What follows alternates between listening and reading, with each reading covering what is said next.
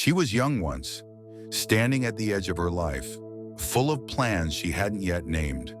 The future felt wide, open, possible, but time has a way of changing everything.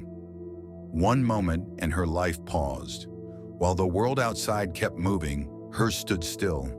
Days became quiet, not loud, not dramatic, just quiet.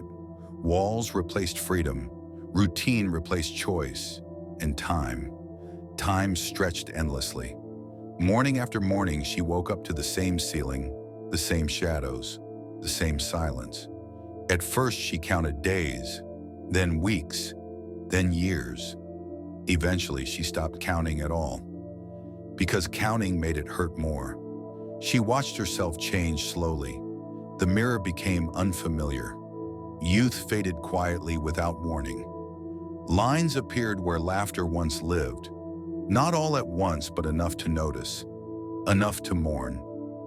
Time did not ask permission. It just kept going. Birthdays passed unnoticed.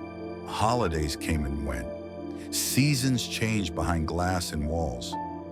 Somewhere out there, the world was evolving. Technology changed. Cities changed. People changed.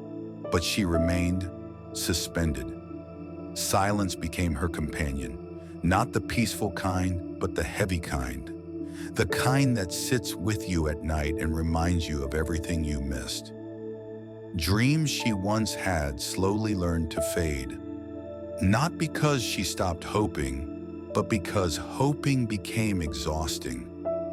Years turned into decades, and with every passing year, freedom felt less like something waiting and more like something remembered, a memory from another lifetime. Then one day, it happened. The doors opened, not suddenly, not dramatically, just quietly. She stepped forward, older now, slower, unsure. 30 years had passed. The air outside felt different, lighter, but unfamiliar. The world no longer recognized her, and she wasn't sure she recognized it either. Freedom stood in front of her, but it didn't feel like celebration. It felt heavy, because freedom after so long comes with questions. Where do you go when the world moved on without you? Who are you when your past no longer fits and your future feels uncertain? She learned that release doesn't erase time. It doesn't return youth. It doesn't restore what was lost. It simply gives you today. And sometimes, today is all that's left. Now she lives quietly. No spotlight, no applause.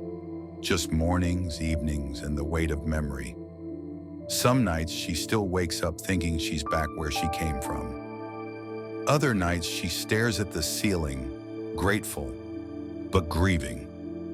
Because prison didn't just take her time, it took moments, connections, versions of herself that never got the chance to exist. This isn't a story about anger or blame. It's a story about time and what it costs. Because when freedom finally comes, sometimes it comes too late. And the hardest thing to accept is not what was taken from you, but what can never be given back.